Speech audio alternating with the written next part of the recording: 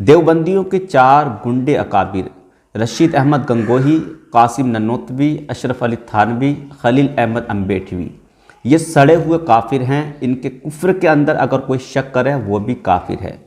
सैयद अमीनुल कादरी साहब ने मालेगांव में एक गेट की इफ्तिताह में इन 4 मौलवियों को गुंडा कहकर इनका कुफ्र जो है दुनिया के सामने लाए और वो चीज़ें बयान की जो इन्होंने हुजूर पाक सल्लल्लाहु अलैहि वसल्लम की शान में गुस्ताखियाँ की हैं।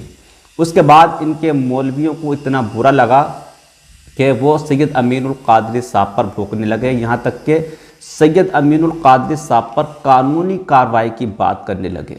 हम कहते हैं कि सैयद अमीनुल कादरी साहब को छोड़ो, हम तुम लोगों को चैलेंज करते हैं कि ये जितने भी मौलवी हैं जिन्होंने हुजूर पाक सल्लल्लाहु अलैहि वसल्लम की शान में गुस्ताखियाँ की हैं, ये सड़े हुए काफिर ही नहीं, गुंडे ही नहीं, बल्कि हराम की औलाद है, ज़िना की पैदावार हैं।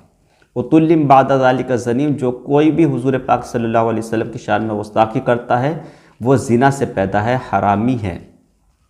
अशरफ अली थानवी का कोई नसब नामा नहीं है, उसका बाप असली कौन है, उसकी माँ कौन है, कुछ पता नहीं है।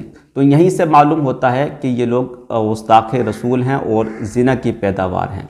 हम तमाम ही देवबंदियत को चैलेंज करते हैं कि इन मौलवियों को हलाली साबित करके दिखा दें और मुसलमान साबित करके दिखा दें। हम उनकी ज़िंदगी भर ग़ुलामी करने के लिए तैयार हैं। और इन 4 मौलवियों को मैं खुलकर सड़ा हुआ काफिर, गुंडा, हरामी और ज़िना की पैदावार कहता हूँ।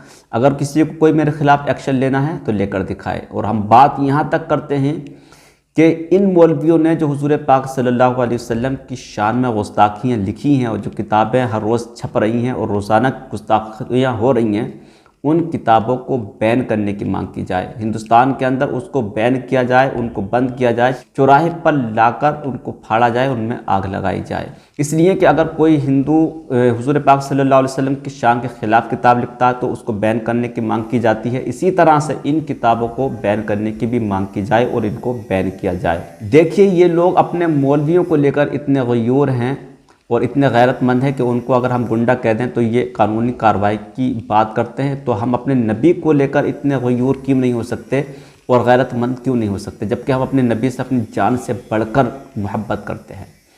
तो हर रोज़ किताबों के अंदर गुस्ताखियाँ छप रही हैं, पढ़ी जा रही हैं, की जा रही हैं, तो इन किताबों को भी बैन किया जाए। बात रही मुफ्ती हसनैन नोमानी देवबंदी की, और एक ये चुचुंजर जो है देवबंदी नज़र आ रहा होगा आपको स्क्रीन पर।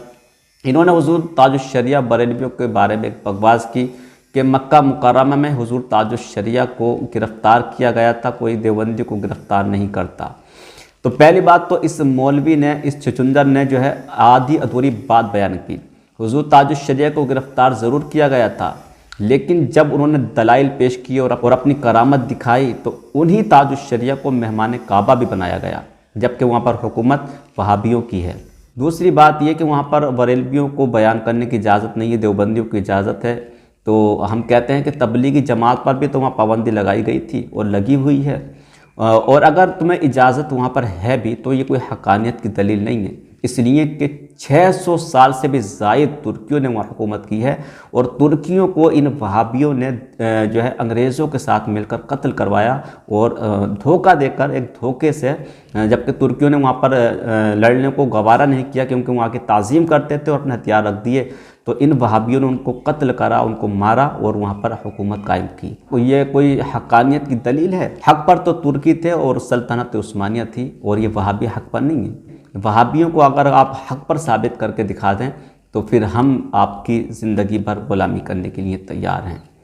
वस्सलामु अला मन इत्तबअल हुदा।